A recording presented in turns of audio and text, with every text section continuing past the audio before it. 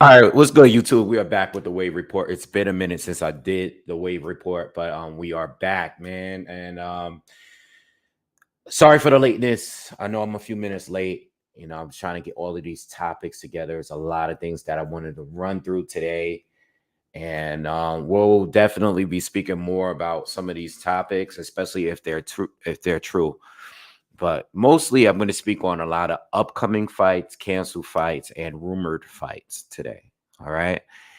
And it's going to be a lot of things, a lot of topics I'm going to go through as I'm looking at my list here. Let me just get all of this together. All right. Now, I normally don't do the Wave Report live, but the last couple, this is my second one in a row that I'm doing live. So I guess I'm going to do them live from time to time simply because I like reading your reactions to what I'm speaking on. All right, but I can't be on for too long today, so I want to try to get through these topics so we can discuss these further in the future. And plus, I want to see your reaction to some of the things that I'm saying. Okay. All right. All right. Let's get started. Uh. So Showtime. Showtime is over. If you haven't checked out my video on the contest that I did yesterday, all right, I did two videos. I did one on the press conference review between Regis Prograis and Devin Haney. Okay, so check that video out. Also, check out my Showtime video where I discussed a number of things, and I talked more about moving forward than I did about Showtime in that video. Just in general with boxing and these networks, and we don't know where they're gonna go. We don't know what's going to be ESPN. We don't know if it's going to be The Zone or Amazon Prime or whatever. Or they might mix it up. They might mix it up like they've done in the past when they first got started. All right. So we really don't know what they're going to do, but we just got to wait and see what's going to go down.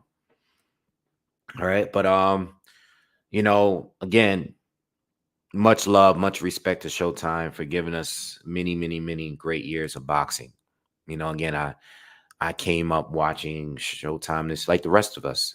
I've been watching it all my life.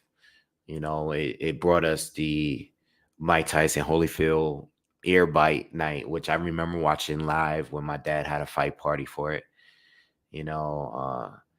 Remember watching classic like Corrales and Castillo, which is one of the greatest fights ever. The back and forth in the fight, and you got Corrales getting hurt and dropped, and almost looked like he's gonna get stopped before he ended up stopping Corrales. Castillo, I'm sorry. There's so many classics that we could go through as far as great fights. Many many years.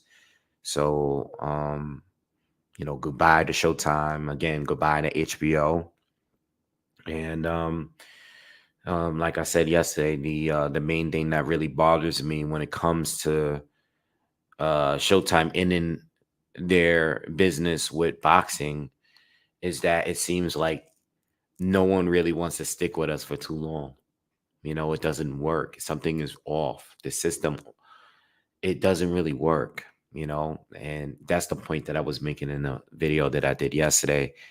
Whatever the system is ran, of course, I'm not a part of the game. I'm not a part of the sport, but whatever way that it works is not working. It needs to be fixed. Changes need to be made. And it's actually normal for things to be adjusted as time goes.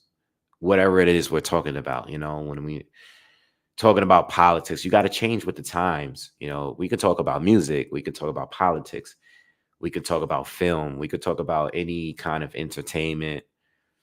You got to change with the times. And unfortunately, boxing is we're just kind of getting passed around. You know what I mean?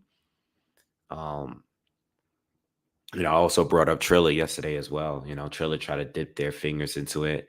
I remember Rock Nation tried to dip their fingers into boxing. It just doesn't seem to work. And whoever new that's coming around, they're seeming to struggle to deal with boxing too. So something needs to change, and I don't know. I don't think it's one specific thing, but one thing I do know as a boxing fan and a supporter, you got to give us the quality fights. I think it starts with that. And I think this trying to be manipulative to the boxing fans and trying to convince fans that there are terrible matchups that are pay-per-view worthy and convincing the fans that this is pay-per-view. I think that's done. I think it's over. We've been getting a lot of upsets, and we've been getting a lot of fights that were pushed off for years that ended up not quite living up to their potential. And that says a lot because if a fight is getting pushed for years and you got all these narratives that's being pushed, right? And the fight itself is not living up to the hype, that says a lot. Boxing fans start to feel scammed. You know what I mean? And I think that's the biggest problem here. Shout out to everyone that's here. Koloyan, what's good with you? Don't ask me what's good with you. Maker, what's good? Everything is good on my end. Just trying to get through this boxing content, man. All right. So we have a number of topics to go through today. And we're going to start out with this weekend schedule. I didn't do any breakdowns for any of the fights yet. I might do a quick prediction video for the couple of fights that are going to be on this weekend. All right. But I think the biggest fight of the weekend was probably between, one of the biggest fights this weekend. Joshua Buatsi and his fight with Dan Aziz has been canceled. Dan Aziz has suffered some sort of back injury last minute. From what I recently read this morning, the card is supposed to continue with the undercard, but the actual main event is done. And I was kind of hoping that Joshua Buatsi was going to get some sort of replacement, and just so he can be active. I don't remember the last time he's fought. I remember who he fought. No, the last time I seen him fight was against Craig Richards. All right. He had one fight after that, but against Powell Stapien. I didn't see that one, but his fight with Craig Richards was really, really tough. And that's the last fight I seen him fight. But that's the only fight he's had this year, and with an unfamiliar name. And I mean, it's like my man got to fight, man. I mean, he's too young in his career. Not young, but not young in age, but young in his career to not be more active than what he is. I mean, he's 30 years old, you know what I mean? And you already had the situation with Matchroom, and it's kind of like the Lawrence Okoli situation where it's like you guys had a bad breakup with Eddie Hearn, and you guys go over to box her, and things are just kind of falling apart for you. So whatever it is, I hope things just get together, man. I mean, it was a decent fight. It's not the fight that I'm like asking for. I'm not crazy about Dan Aziz. I think there's better fights out there for Joshua Buatsi. I was going to do a breakdown, but I'm going to hold off on that until the fight actually occurs. Yeah, that fight is canceled officially, and there's going to be no replacement as of right now. There's going to be no replacement for Dan Aziz pulling out of the fight. Okay, but they are going to still show the undercard. We got two other fights. We got Alexis Rocha. He's going to be fighting Giovanni Santillan. All right. Who I recently just went and looked up some of his fights on YouTube. I am not familiar with Santillan, but after watching him on YouTube, I realized that the style matchup is actually pretty good. Giovanni is actually a pretty aggressive fighter, and Alexis Rocha is no slouch. He never really back downs from anyone. So it would have been interesting to see how that fight goes. And Alexis Rocha might have had fought on a back foot. So it would have been it's a pretty good matchup. I'll probably do a quick prediction video. And maybe by tomorrow I'll put that out. I just haven't had enough time to do film study to see exactly who I think is going to win the fight. But if you are looking to watch some boxing this weekend, that is still one of the fights that's on the table and scheduled for this weekend. All right. As far as me going live, I don't know. I don't know if I'm going live yet. If I am gonna go live, it will be to cover um a late card. It won't be an early one because I'm gonna be out during the day. So I'll let you guys know. The other fight that's going down is Jack Catterall. He's gonna be making his return. He's gonna fight Jorge Linares, the veteran. And look, man, I'm expecting Jack to win. I don't think there's much really to say here. Um, I think Jorge had his time, and him fighting he's a good name. He's a good guy to fight, for the up and coming guys or the guys that's just looking to stay busy, but Jorge Linares is coming off of 3 losses. And, at this point, he's getting stopped every other fight. And now he's going back up to 140. The last time I seen him go up to 140, he got blitzed and knocked out by Kano in the first round. You know what I mean? So at the end of the day, I feel like he's just receiving the check, man. And what's up, Blade? What's good with you, man? Um, I just don't think that this is gonna be, I think at the bare minimum, Jack Catterall is probably gonna outbox him and even possibly stop him because Jorge has always had chin issues, and at this stage, his age, I think Jack Catterall, the only way he can lose this fight is if he loses this fight himself and just completely sleeps on Linares. All right, but I don't even know if I should even do a prediction video for that. I just think whatever way Catterall should win the fight, it'll be a massive upset if he is to lose to Jorge Linares at 140 at this point. All right. Um, Blade says, "What's up, Wave? Hey, what's going on with this whole Crawford thing about his gloves? Everyone is talking about.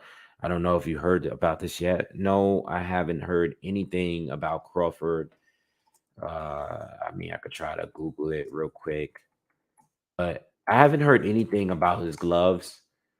Uh, the only time I heard anything about his gloves is when he fought uh his last not Avenetian, all right.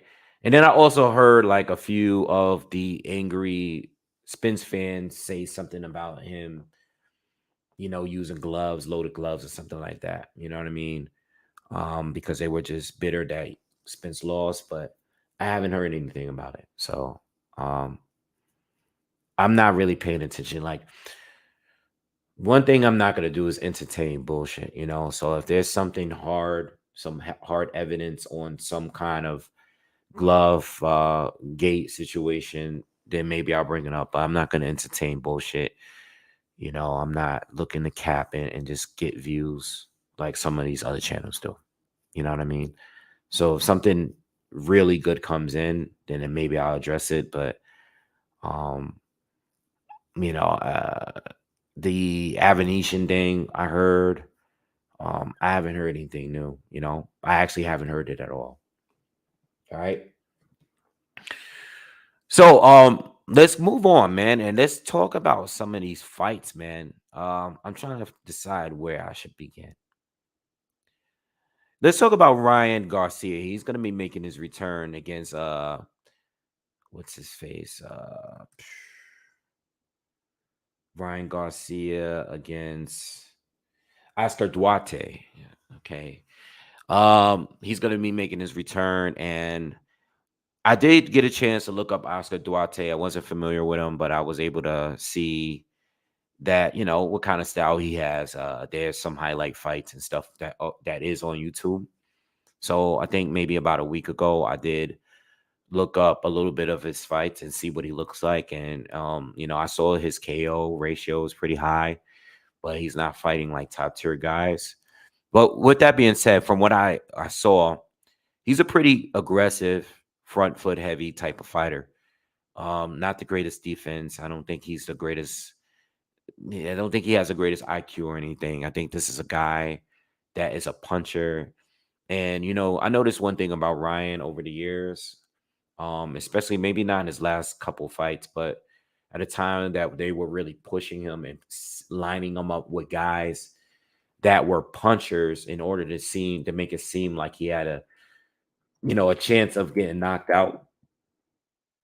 But I will say is that this guy here is levels below Ryan Garcia, and I think he's gonna walk into a left hook and get knocked out. Duarte is a puncher, but he's a more of a volume puncher. He's a guy that wears you down. He's not a one punch knockout kind of guy, from what I've seen.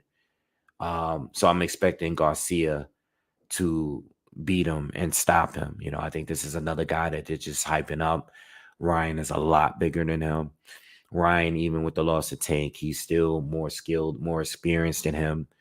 And I expect Ryan to do damage against the come forward, aggressive fighter that has punching power. I don't think that's going to be enough to beat Ryan at this point. We already seen that before. We already seen guys them line Ryan up with guys that was like a puncher at some point.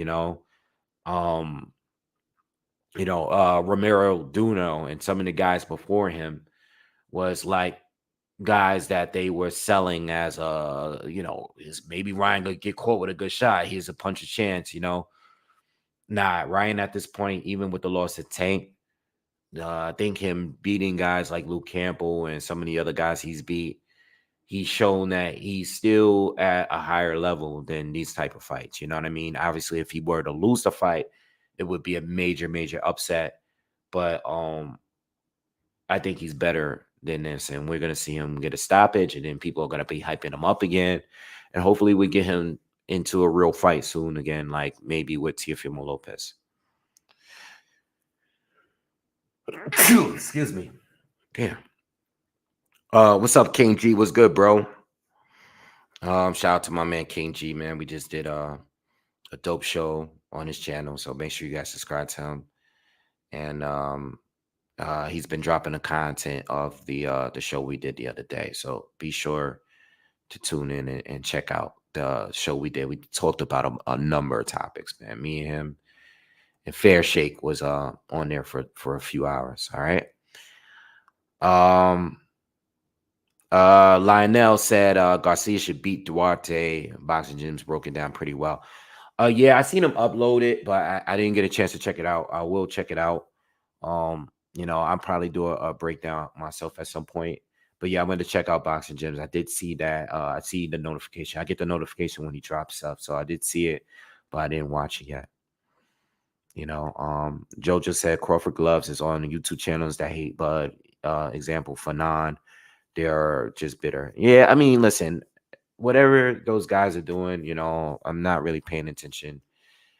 I don't watch Fanon. Not dissing him or anything, but he's just not. It's not my type of channel. All right, so I don't watch his stuff. But whatever works for other channels, that's their business. That's not my business. All right. So let's move on. Some upcoming fights. So somebody asked me the other day about Inoue and when is he gonna return, and he's gonna return to fight to Palace on December 26th in Japan, right before New Year, and that's gonna be undisputed at 122. So for those that's been wondering what's up with Inoue, he is gonna be fighting for undisputed because he only collected 2 of the belts when he beat Stephen Fulton. All right. Fulton was unified at that point. Remember, Fulton was supposed to go up to 126, and he was supposed to go up there and fight Brandon Figueroa in a rematch, and he ended up falling back and staying at 122, and fighting Naoya in any way. And look, man, not for nothing. I just want to bring up one thing about that fight, because people like to write up off Stephen Fulton now that he lost that fight and diss him. You got to understand that Naoya Inoue is making history based on the decisions of other fighters. And being that Stephen Fulton was a champion um, and had already had plans on moving up, and PBC and everybody, you guys got to give him credit for taking the fight still. Inoue's been one of the top pound for pound fighters in the world for a long time. And I know Fulton had a lot of confidence in beating Inoue based on the interviews that he's did over the past couple years. But I think the disrespect of him losing that fight, yes, he got dominated. Listen, he got destroyed. It is what it is. But some of the comments that I get is just highly disrespectful. You know what I mean? And luckily, Fulton chose to stay down in order to take that fight, and you got to give him credit for that, regardless of how you feel about what he said about gloves and stuff like that. I mean, that's cool. If you didn't respect him for that, that's fine. But Fulton chose to stay down there, even with his his his promoter or his team or whoever. PBC did not want him to take this fight. They wanted him to go out, fight Brandon at 126, have their rematch, keep everything in house. And he made the decision to stay at 122, defend his titles when he's been talking about moving up. You got to give him credit for that. All right. He tried, and Inoue is clearly a generational great, and he's going to be a full future Hall of Famer. I got to give the man credit. You know what I mean? So I think the disrespect of Fulton recently has been just a little bit over the top, based on the comments. And I get it. People get hyped up and all that. And I understand that. All right. But he's going to be fighting Marlon Tapales in his next fight. Marlon had that split decision with MJ Aquindalia. Was it earlier this year?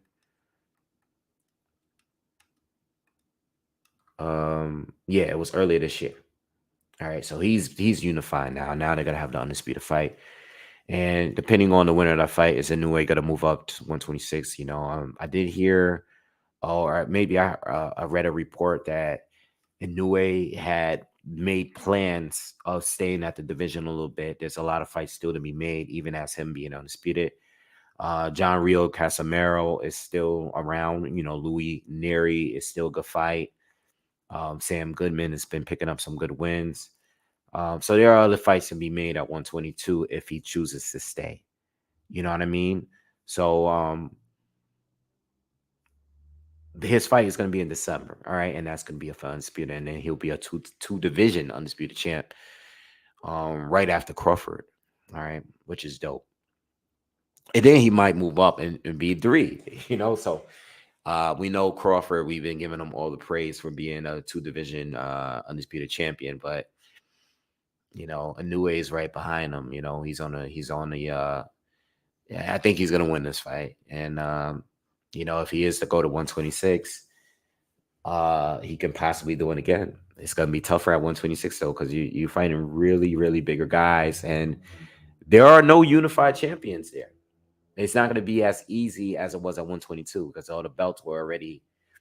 You got them in two fights without having to go through each challenger, you know what I mean, or each champion. So we'll see. We'll see what happens from there. All right. All right. Let's talk about what I was reading up on today, and some of the rumors that I've heard in the past few weeks and leading up to today about Showtime. And we already know, I started this video talking about Showtime and all that stuff, but let's talk about some of these other fights that may happen. Some of them are a little bit ridiculous, but we'll get there. All right. So a couple, maybe like a week or so ago, I don't remember where I read it. All right, but I read that Floyd Mayweather was going to have an exhibition, and at that time, the rumor was Keith Thurman and Danny Garcia was going to be on the undercard of this exhibition, but they're going to have separate fights. They're not going to be facing each other. But I'm also hearing that Danny Garcia and Keith Thurman, there's a rumor that they're going to fight again and have a rematch, excuse me, at 154. And it makes sense because Danny recently fought Jose Benavidez at 154. But then as of this morning, I go to Twitter and I see Ben Shalom's Twitter account. Shout out to him. And he's saying now that the last 3 scheduled fights are going to be rumored to be David Benavidez and Andre, which is already official. The Floyd exhibition fight. All right. And then there's going to be another card that involves Keith Thurman versus Imantas Stanionis at 147. And Danny Garcia against Erislandy Lara, which I'm expecting to be at 160. All right. Um, Look, um, I've been always, I don't know what's going on with let me add to that too. I saw on Instagram somewhere, maybe late last night, I think I was like half asleep, that the opponent that is rumored to be facing Floyd Mayweather in this exhibition is supposed to be Mikey Garcia. All right, so maybe I was just half asleep. Maybe I was dreaming because I can't remember the source I seen it on. But that's what I saw. Mikey Garcia and Floyd Mayweather in the exhibition. All right. I read that Floyd Mayweather is rumored to fight a former champion, Mikey Garcia. So I'm hearing all these things, and we really don't know, and we're gonna find out. I know Floyd is gonna have an exhibition. I just hope, not that I really sit around and wait for these Floyd exhibitions because I haven't really cared. The only one that was kind of intriguing to me was the Conor McGregor fight, which wasn't an exhibition. You know what I mean? It really wasn't. All right, that was a real fight. That counted on Floyd's resume. Uh, so that's the only one that was intriguing. All the other ones since then, especially John Gotti the third or whatever, I thought that was the most ridiculous one out of all of them. But it is what it is. I think I just don't want to see a rematch in that, especially with the way that thing ended. And all these fake threats and stuff for the family. It's stupid stuff. You know. But anyway, let's get into these other fights. Now, Danny and Lara was supposed to happen earlier this year. For the longest, it was on the schedule. Okay. The only thing I didn't see it on was on BoxRec itself, but it has been on the schedule to take place for a good portion of this year. Of course, Danny had fought Jose Benavidez, and Erislandy Lara I believe he's been elevated for the WBA title because Triple G held that title and WBA had Lara as the world title holder. And he was supposed to be in a mandatory to fight Triple G. And Triple G was the WBA and the IBF title holder. And he vacated both titles. Okay. He had 2 Mandos. One was Lara, one was Falcao. Falcao went on to lose to can't remember his name, the gentleman that just lost to Janibek this past weekend, which was a terrible fight. Just levels was just way too, was a gap in levels in that fight. And that was that. So Lara's been on a bench since last May 2022. He fought Gary O'Sullivan in a dominant performance. He won every round, and he ended up destroying him and stopping him, brutally stopping Gary O'Sullivan, a guy that's just not anywhere close to the class of Lara, or even the older Lara is just levels above this guy. I'm curious to see how old Erislandy Lara is at this point. Let me just Google him real quick. Lara is 40 years old. All right, he's listed to be at 40. His birthday is in April. He's 40, and he hasn't fought. By the time him and Danny fight, it'll be in a year and a half. It'll be of roughly around 18 months. All right, and before that, he didn't fight since he fought in 2021. A year before that, against Thomas Lamana. Who was that guy? He knocked him out in 1 round. And then a year before that, he fought a guy named Greg Vendetti, who he went the distance with. But again, who was that guy? And then when you go again down, he fought Ramon Alvarez, who was the brother of Canelo Alvarez in 2019, and he knocked him out in 2 rounds. So it's like Lara hasn't had a real fight since 2018 and 2019 against Jared Hurd and Brian Castano. So he has not been active since the pandemic. So I still have him beating Danny. Danny, good boxer. I don't think he's the best pressure fighter. I think in order to beat Lara, you got to be aggressive, man. And when we look down at Lara, I'm a Lara guru, but I'm gonna pull this up because I am forgetting things now. When you look at Lara and the fights that he struggled at, he struggled against really aggressive, durable fighters like Brian Castano, Jared Hurd, he Canelo Alvarez, Alfredo Angulo. You know what I mean? Um, Guys with volume and pressure. Even back in the day, Carlos Molina, a fight that I actually thought Lara lost. Yeah, man. Midday wave report. Uncle Jack was good. What's up, everyone in the comments, man? I see you guys. Punch quote. Beth was good. Backyard Prophet was good. But yeah. Lara he's always struggled against these pressure fighters that were pretty durable, a lot of volume. And Danny is not that, he's not. He's not. And I think Danny is going to struggle with Lara's distance. Lara is not moving the way he did back then. He hasn't been moving much since the Canelo loss, I believe. All right. Ever since losing to Canelo, he's changed his style. He's been more of putting that pressure down and loading up on that left hand and standing around right in front of a lot of these guys. Okay, he hasn't been as moved. I think that Canelo loss changed his style a little bit. And now he's adjusted comfortably in this new style. I think he needed it for the Jared Hurd fight.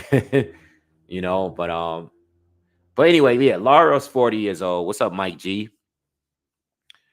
So he's gonna be fighting Danny, and he's Lara's gonna be defending that WBA title.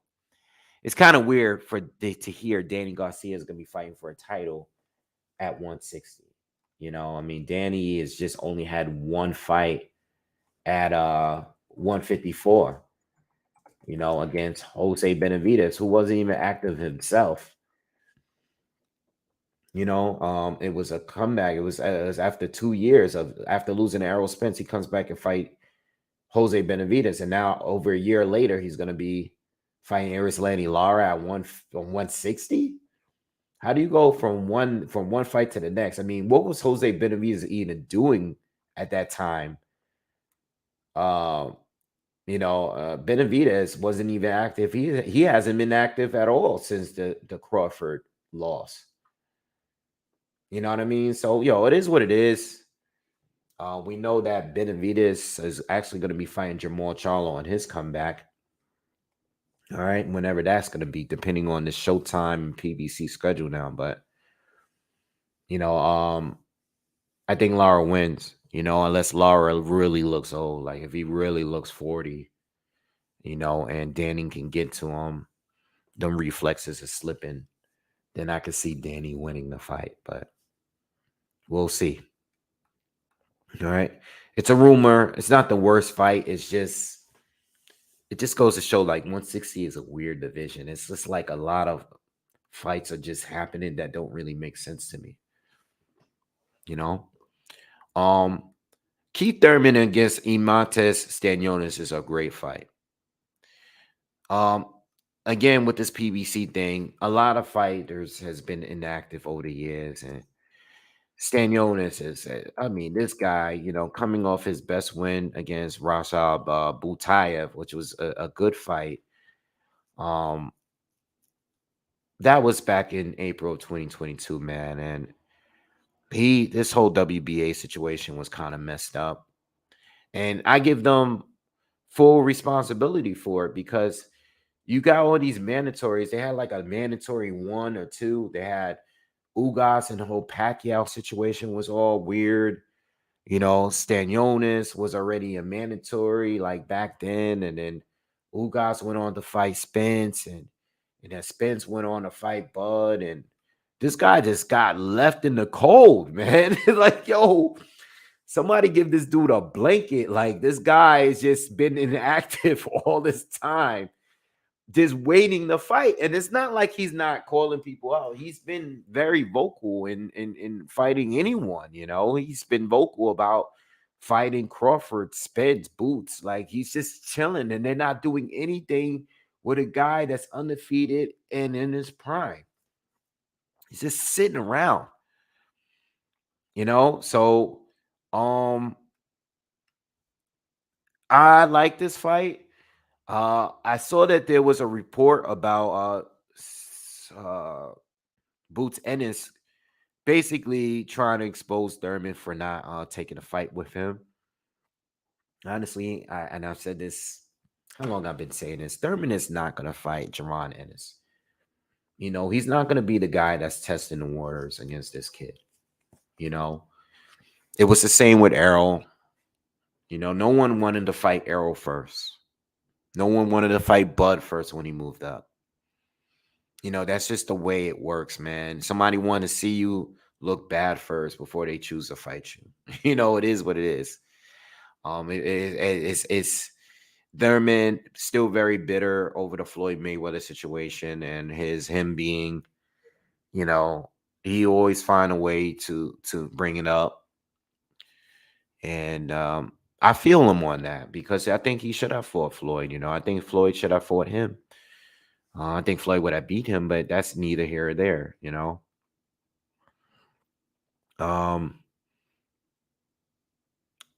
said, is Ennis and his dad drinking, calling out Keith? No, I don't think there's anything wrong with that. I think they should be calling out Keith. Especially if Bud and Spence are going to be having a rematch. You know what I mean? Like, Keith Thurman is a great name to have on your resume. Excuse me. And some people still think that there's a lot of people that make an argument that Ennis might have been just pumped and overhyped all this time, and he's not really that good. I mean, Keith Thurman is a former unified champion.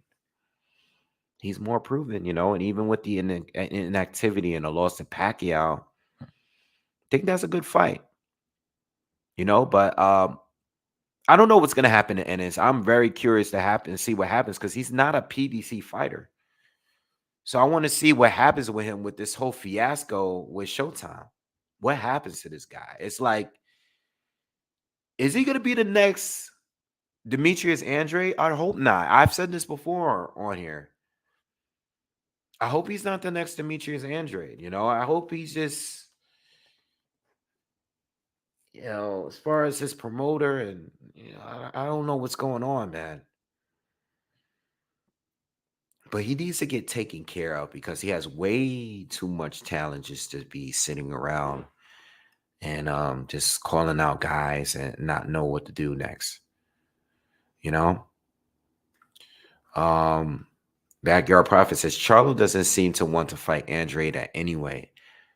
We're talking about Jamal Charlo. I think Jamal Charlo right now doesn't seem to be interested in even fighting, period. You know what I mean? So I really don't know. All right. But as far as this guy Boots, oh no, I'm sorry, Keith Thurman against Stan Jonas. I think that's a very good fight. I think it's a less difficult fight for Keith Thurman than it would be for Jaron Ennis. Uh, but Stan Jonas, you can't sleep on him. He has a phenomenal jab. He has a phenomenal jab. Keith Thurman, even at his age, he's still extremely fast, extremely athletic. He looked great against Mario Barrios, who's coming off of a win against Ugas. I'm expecting Ugas to be fed Jaron Ennis soon. I've said this before. Now that the PBC is done with Showtime, I think whenever they strike a new deal, hopefully they can find a way to include Jaron Ennis and into that deal, whatever they're doing. All right, but Stan Jones against Thurman is a good fight, and if they make it, I have no problems with that fight. That's a good fight. From what I read, I guess from the tweet that Michael Benson dropped, he said it would be a non-pay-per-view.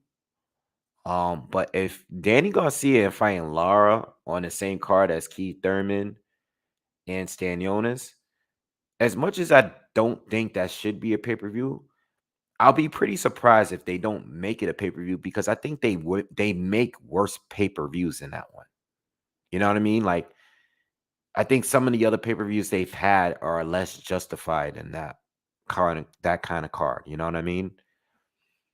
Especially the fact that Keith and Danny and Lara, like all these guys has been involved in pay-per-views already. You know what I mean? So I'd be pretty shocked if they didn't make that a pay-per-view. But if they're scheduling that around the same time as Benavidez as Andrade and that being a pay-per-view already, then maybe they're just saying, we can't do it as a pay-per-view right now because we already got this as a pay-per-view. It'll be too much. It'll just mess up the numbers. I don't know. I'm just making assumptions. All right. Blade says, Wave, what do you think of possible way Canelo could have a next opponent before Cinco de Mayo? All right, so look, this is going to be my next topic, and this is going to be my last topic of the day. Look, Canelo Alvarez, I don't care what nobody say. All right. When two guys like Canelo and Conor McGregor just go on Twitter randomly one day and they just start going back and forth, I feel like that is it's the first way to build up a fight. I am not sleeping on a possibility that's next. So you're hearing if here, I know people are not talking about it like that, but I am not sleeping on a possibility that that's the next Canelo fight. And I'm telling you guys, don't sleep on that. Because if you look at the comments under these tweets, the Canelo fans are extremely supportive of this fight. So it doesn't matter if Tyson Fury is fighting Francis Ngannou. It doesn't matter if Floyd fought Conor McGregor before. It doesn't matter what people complained about in the past. It was the same thing with Manny Pacquiao. Pacquiao just basically followed everything Floyd was doing, and everything Floyd got scrutinized for, Pacquiao got praised for doing the very same thing right after Floyd did it.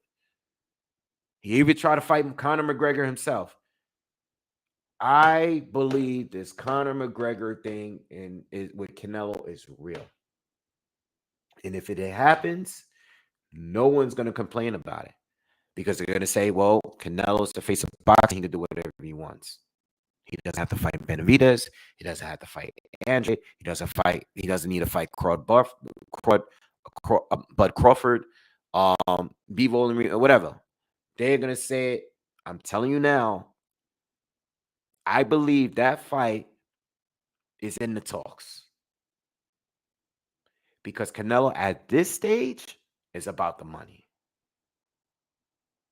He's going to take some good.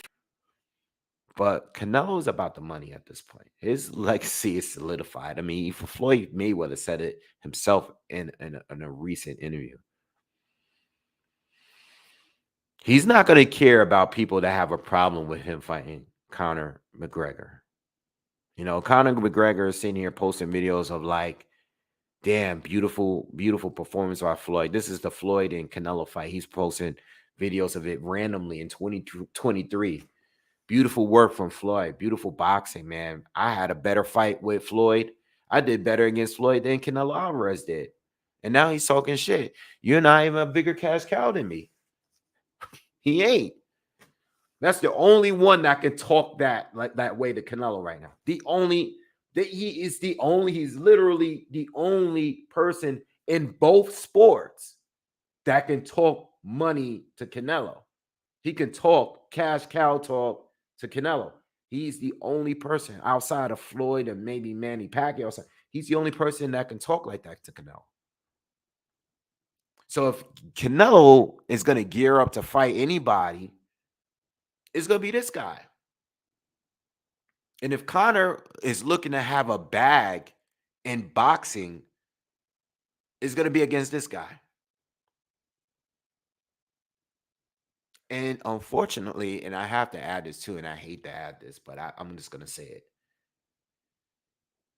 The way these influencers are looking, at some point, when Canelo doesn't give a damn anymore, I would not be surprised if he fought Jake Paul or Logan Paul or whoever one of those guys are. I just wouldn't be surprised. Jake already started talking. Canelo's just waiting for the money to make more sense. It don't make enough sense for him now. But at some point it will. If these guys are doing 1.7 million for these shows, at some point it's gonna happen. Maybe after he retires, he'll take an exhibition with one of them. All right, but Conor McGregor against Canelo Alvarez, if it were to go down, and I believe that listen, me personally, I want, what did I have said? I want Canelo to fight the winner of Andrade or Benavidez. All right. I want that fight more than I want Crawford. Only because I'm not a huge fan of the multi-divisional weight jumps. Regardless, no matter what it is, no matter who it is, Crawford is my guy, and I think he's more skilled than Canelo. But again, I just don't want to get another. I don't want to get another poor fight, and I don't think it would be poor compared to like Jamel Charlo, but still, I want Canelo to fight someone that's in the division he's in. One of those two guys is fine with me. But I would take a Crawford fight over a Conor McGregor fight because McGregor ain't that much more bigger than Canelo. It's not like fighting Floyd Mayweather. Canelo has been fighting at 168, even at 175. Canelo is a bigger puncher. Canelo will beat the living hell out of Conor McGregor. I know Floyd beat him, but Floyd struggled a little earlier because of just him not being active and him being older and the awkwardness of Conor. But he was still able to stop him. This much smaller man, but Canelo would beat the hell out of Conor McGregor unless he wanted to carry the fight. But they'll be able to sell the fight, because people love Canelo now because he curses a lot most of the time when he's speaking English. He drops a bunch of F-bombs, and his F-bombs versus Conor McGregor's trash talk would be entertaining to watch. I believe the fight is real. I don't think that it's a joke. I think this is a real thing. So whether we like it or not, I'm not going to sit here and be delusional and act like I ignore something that I clearly see is a possible fight. It's very realistic to me. All right, I'm going to read some of the comments before I get out of here. Punch Code says, no issue calling, but we all know he won't take the fight. Keith literally went on video and said he isn't a journeyman. Yeah, Keith is not going to take that fight. He's not going to do it. Lionel says Spence did Stanionis dirty. Yeah, I wouldn't blame Spence though. Spence, he didn't do Stanionis dirty. He went on to fight. First of all, I don't think it was Spence's fault because Spence didn't have the WBA title. Ugas did, from being Pacquiao. So the whole WBA thing started with Manny Pacquiao.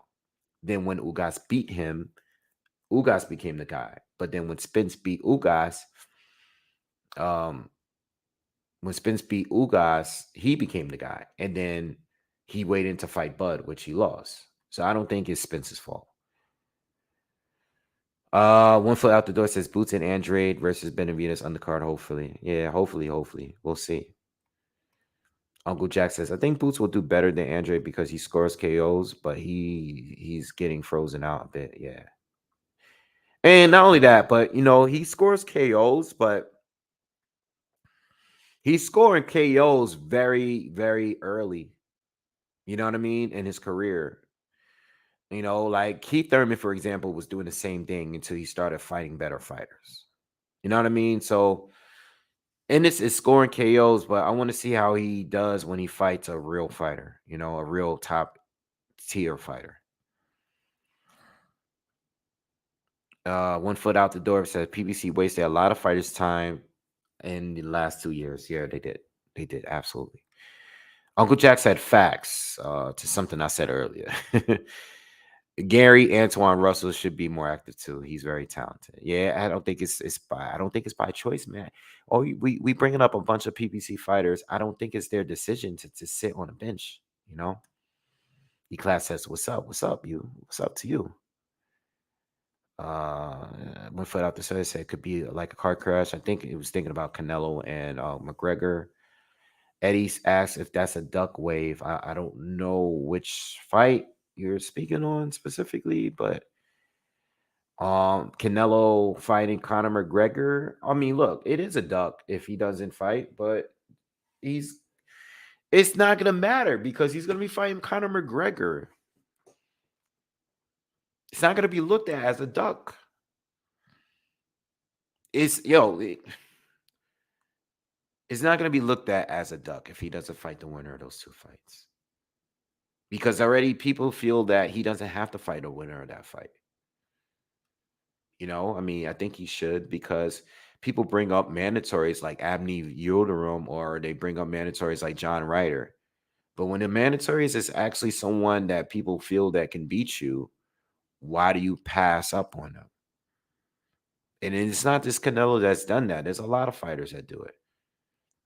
They use the mandatory thing as an excuse until it's a fighter that people feel that has a chance against you.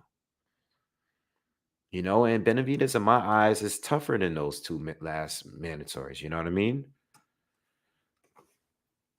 But we already know, to be fair, Conor McGregor fight is going to generate way many more pay-per-views than the winner of Andrade and Benavidez. And if you include the fact that Canelo's is looking for the bag at this point in his career, he's not looking to prove nothing to anybody. He's probably going to take that fight if the fight is really presented to him, like I think it will be if it hasn't already. This could be the first line of promoting the fight, them having a Twitter beef with each other. You know what I mean? All right. Listen, guys, I got to get on out of here, man. Please subscribe to the channel if you are new. Smash the like button if you haven't already. Thank you for joining in today, and I'll see you later this week with some more boxing talk. All right, peace.